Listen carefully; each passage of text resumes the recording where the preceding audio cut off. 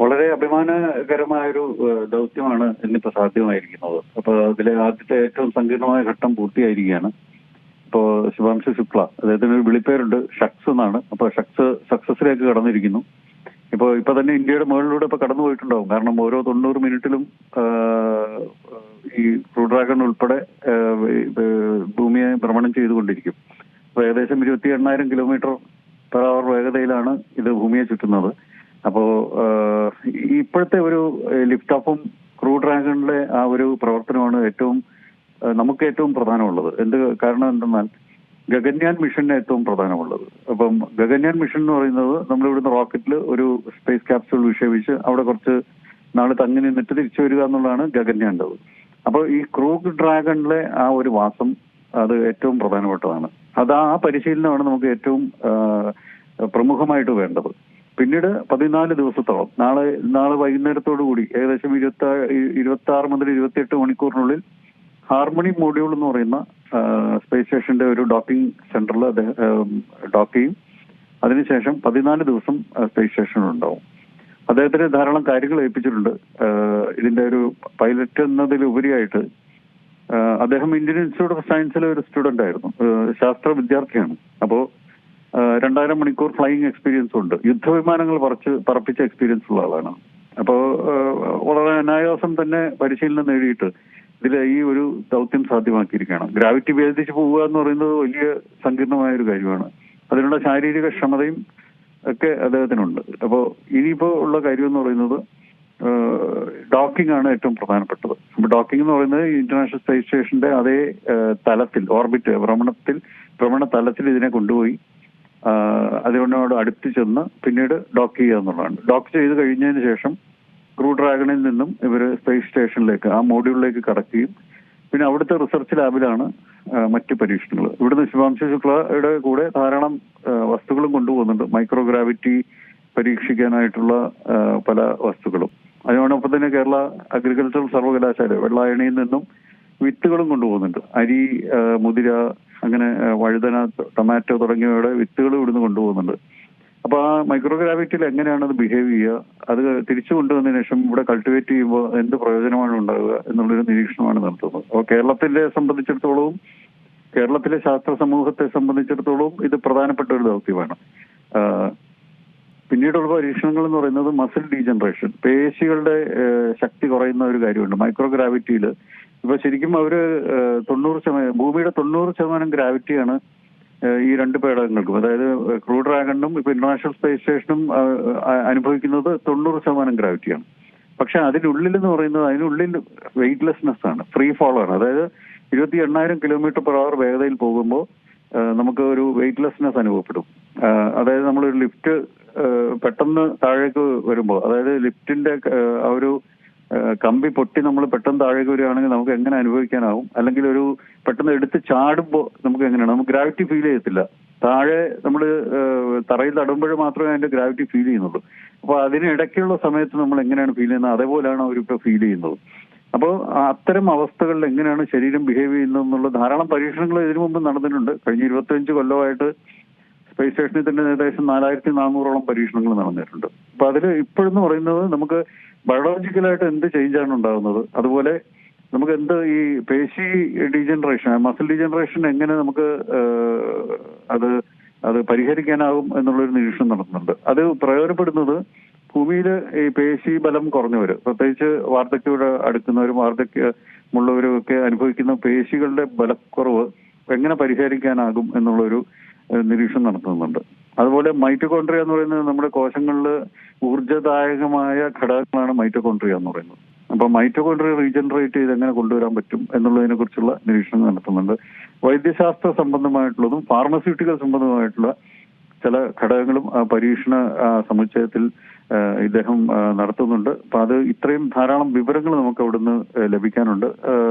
അതിൽ നിന്ന് നമുക്ക് ഭാവിയിലേക്കുള്ള ഇപ്പൊ ഗഗൻയാൻ മിഷനിലും ഇത്തരത്തിലുള്ള ചെറു പരീക്ഷണങ്ങളൊക്കെ നടത്താൻ ഇടയുണ്ട്. അപ്പൊ അത് രണ്ടാം ഘട്ടമായിരിക്കും.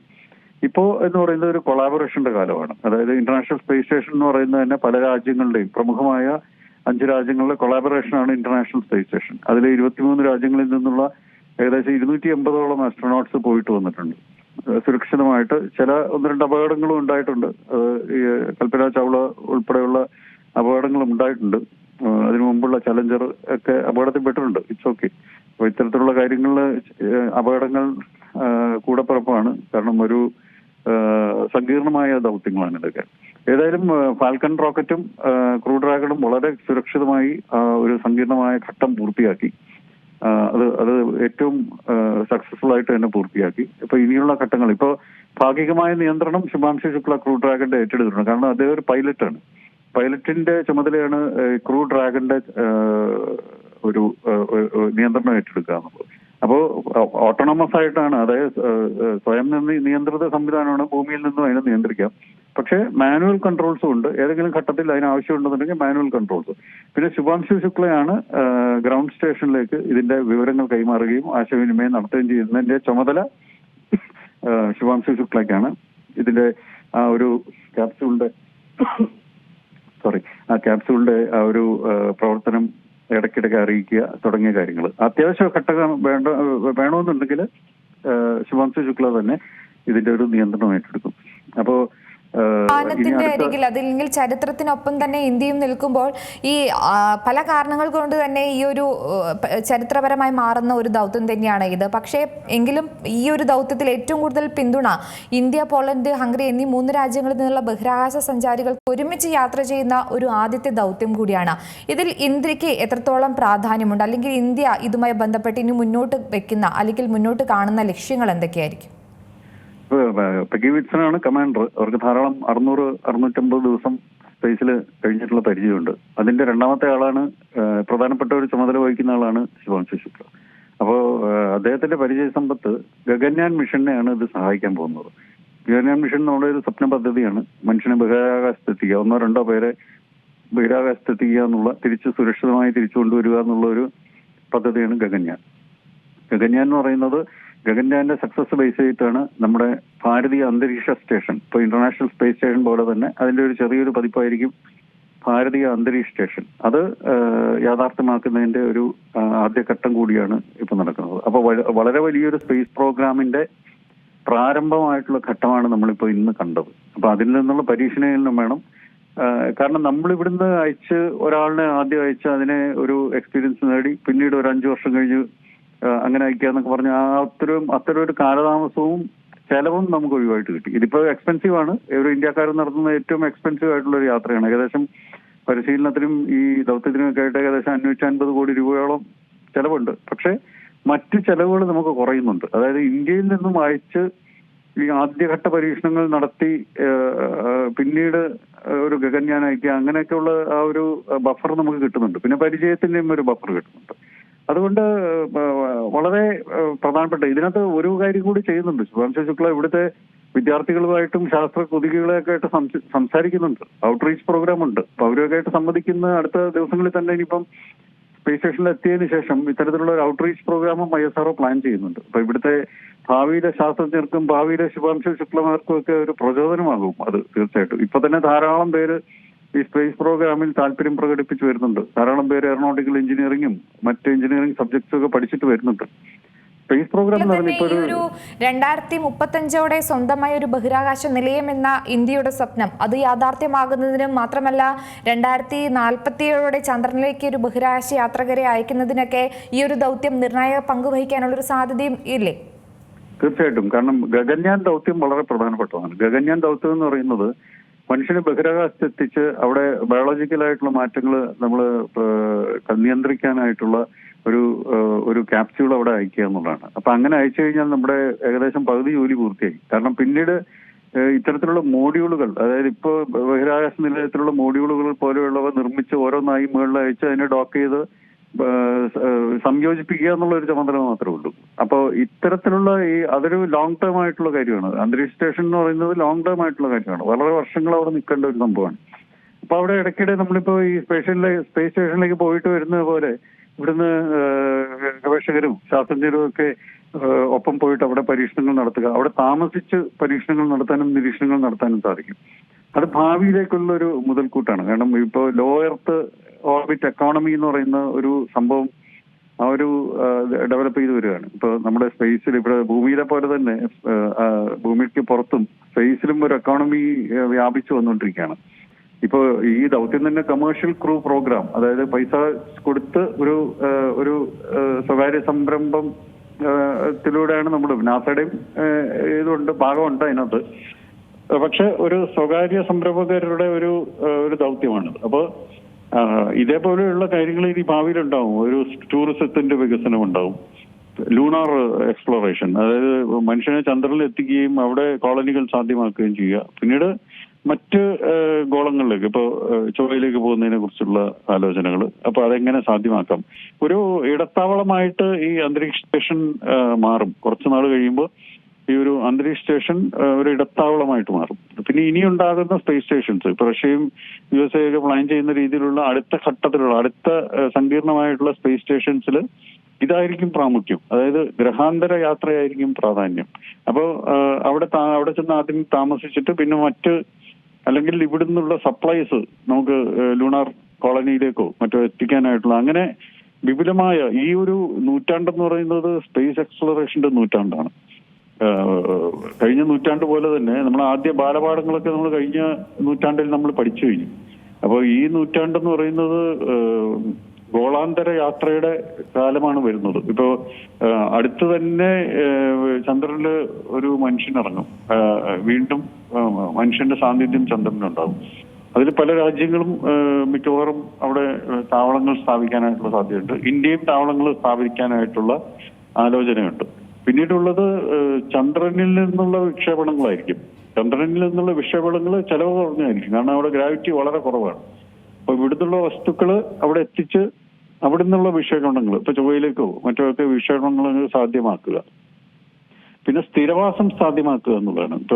നമ്മുടെ വൈദ്യശാസ്ത്രപരമായിട്ട് നോക്കിക്കഴിഞ്ഞാൽ ഇപ്പൊ എഴുന്നേറ്റ് നടക്കാൻ വയ്യാത്ത ആളുകളുണ്ട്, പല രോഗാവസ്ഥയിലൊക്കെ ഉള്ള ആളുകളും പിന്നെ സ്വതവേ എഴുന്നേറ്റ് നടക്കാൻ വയ്യാത്ത ആളുകളൊക്കെ ഉണ്ട്. അപ്പൊ അവർക്കൊക്കെ സ്പേസിൽ ഒരു കോളനി സ്ഥാപിച്ചു കഴിഞ്ഞാൽ അവർക്കൊക്കെ ഇങ്ങനെ ഒഴുകിയാണ് അതിനകത്ത് വളരെ നമ്മൾ സാധാരണ മൂവ്മെന്റ് പോലെ തന്നെ അവർക്ക് അവിടെ സാധ്യമാവുകയും ചെയ്യും. അപ്പോൾ ഇവിടുത്തെ പരാധീനതകൾ അവർക്ക് അവിടെ ഒഴിവായി കിട്ടും. പിന്നെ മെയ്ഡ് ഇൻ സ്പേസ് എന്ന് പറഞ്ഞൊരു എക്കോണമി ഡെവലപ്പ് ചെയ്ത് വന്നുകൊണ്ടിരിക്കുകയാണ്. അതായത് ഭാവിയിൽ ഉണ്ടാകുന്ന ഹൃദയ വാൽവുകള്, പിന്നെ ഈ ഇൻസുലിൻ പമ്പുകൾ, അതൊക്കെ എന്ന് പറയുന്നത് അല്ല പേസ് മേക്കേഴ്സ് ഒക്കെ എന്ന് പറഞ്ഞാൽ അതിന് ഒരു കാലാവധി ഉണ്ട്. ഒരു 10 വർഷം കഴിയുമ്പോൾ ഉപയോഗിക്കാൻ കൊള്ളാതെ വീണ്ടും റീപ്ലേസ് ചെയ്യേണ്ട ഒരു കാര്യം വരുന്നുണ്ട്. അത് കാരണം ഇവിടുത്തെ മാനുഫാക്ചറിങ്ങിന്റെ പ്രശ്നങ്ങളാണ്. കാരണം ഇവിടുത്തെ മാനുഫാക്ചറിങ്ങിൽ അതിൽ വായു കുമികളകളൊക്കെ കടന്നു കയറും. അത് വന്നു കഴിയുമ്പോൾ അതിന്റെ ലൈഫ് കുറയും. അപ്പൊ അത്തരം സങ്കീർണമായിട്ടുള്ള ഉപകരണങ്ങൾ, വൈദ്യശാസ്ത്ര ഉപകരണങ്ങൾ മാത്രമല്ല, ഇലക്ട്രോണിക്സിലെ പല ഉപകരണങ്ങളും നമുക്ക് ഒരിക്കൽ നിർമ്മിച്ചു കഴിഞ്ഞാൽ അത് ഒരു 50 വർഷം 75 വർഷമൊക്കെ നിൽക്കത്ത രീതിയിലുള്ള 100 വർഷമൊക്കെ നിൽക്കത്തക്ക രീതിയിലുള്ള ഉപകരണങ്ങൾ നിർമ്മിക്കാൻ പറ്റും. ഉപകരണങ്ങളുടെ ഘടകങ്ങൾ, അതായത് ഇവിടെ വന്ന് അസംബിൾ ചെയ്യും. അവിടെ നമുക്ക് ആ ചെറു പാർട്ടുകളൊക്കെ, ഇപ്പൊ ചിപ്പുകൾ അവിടെ നിർമ്മിക്കാൻ സാധിക്കും. ചിപ്പുകൾ എന്നൊക്കെ പറഞ്ഞു കഴിഞ്ഞാൽ ഇപ്പൊ എന്ന് പറഞ്ഞാൽ അതിനൊരു ലൈഫ് ഉണ്ട്. നിശ്ചിത ലൈഫ് കഴിഞ്ഞാൽ പിന്നെ അത് ഉപയോഗിക്കാൻ പറ്റില്ല. പക്ഷെ അവിടുത്തെ എന്ന് പറയുന്നത് പെർമനന്റ് ആയിട്ട് ഇങ്ങനെ നമുക്ക് ഉപയോഗിക്കാനായിട്ട് സാധിക്കും. കാരണം വായുവിന്റെ സാന്നിധ്യം ഇല്ലാത്തത് കൊണ്ട് അത്തരം ഘട്ടങ്ങളിൽ നമ്മൾ ഈ ഇതുപോലെ ഉൽപാദനം സാധ്യമാക്കി കഴിഞ്ഞാൽ നമുക്ക് ധാരാളം ചെലവ് കുറയ്ക്കാൻ സാധിക്കും. കാരണം ഒരിക്കൽ മാത്രം വാങ്ങിച്ചാൽ മതി. ഏതെങ്കിലും ഒരു വസ്തു, ഒരു ഇലക്ട്രോണിക് വസ്തു ഒരിക്കൽ മാത്രം നമുക്ക് വാങ്ങിച്ചാൽ മതിയാവും. അപ്പൊ അങ്ങനെയുള്ള ഒരു വിസ്ഫോടനാത്മകമായ ഒരു വിപ്ലവകരമായ മാറ്റമാണ് ഈ ലോ എർത്ത് ഓർബിറ്റ് എക്കോണമി എന്ന് പറയുന്നത്. അതുപോലെ സ്പേസ് എക്കോണമി. അപ്പൊ പിന്നെ ഭൗമ നിരീക്ഷണം, കാലാവസ്ഥ നിരീക്ഷണമൊക്കെ വളരെ സാധ്യമാവും. ഒരു വിഷമം ഉണ്ട് അതിനകത്ത്. കാരണം ഇപ്പോഴത്തെ ചുറ്റുപാട് നോക്കിക്കഴിഞ്ഞാൽ ഇപ്പോഴത്തെ ഒരു സംഭവങ്ങളൊക്കെ കണ്ടു കഴിഞ്ഞാൽ എങ്ങനെയാണ് ഇതൊക്കെ ഭാവിയിൽ ഇങ്ങനെ തന്നെ ആയിരിക്കും. ചന്ദ്രനിലും ചൊവ്വയിലും ഒക്കെ പോയി കഴിഞ്ഞാൽ ഇത് തന്നെ ആയിരിക്കും.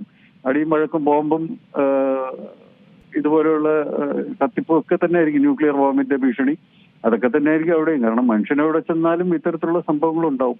അത് ഇത്രയും കാലമായിട്ട് മനുഷ്യൻ പഠിച്ചില്ല എന്നുള്ളതാണ്. അതായത് മനുഷ്യൻ ആളുകളെ കൊല്ലുന്നുണ്ട്. മില്യൺ കണക്കിന് ആളുകളെയാണ് ഇപ്പൊ കഴിഞ്ഞ 5 വർഷമായിട്ട് യുദ്ധങ്ങളിലും മറ്റുമൊക്കെ കൊന്നു തള്ളിയിരിക്കുന്നത്. അപ്പം ശരിക്കും സംയമനം പാലിച്ചുകൊണ്ട് വേണം ഇത്തരത്തിലുള്ള കാര്യങ്ങൾ ചെയ്യാനായിട്ട്. ഒരു സ്പേസ് വാർ എന്നുള്ള ഉദ്ദേശിക്കുക. ഒരു കുട്ടി എന്നോട് ചോദിക്കായിരുന്നു കുറച്ചു ദിവസം മുമ്പേ, ഇതിനിപ്പോ സ്പേസ് വാറിന്റെ സമയമായല്ലോ എന്ന്.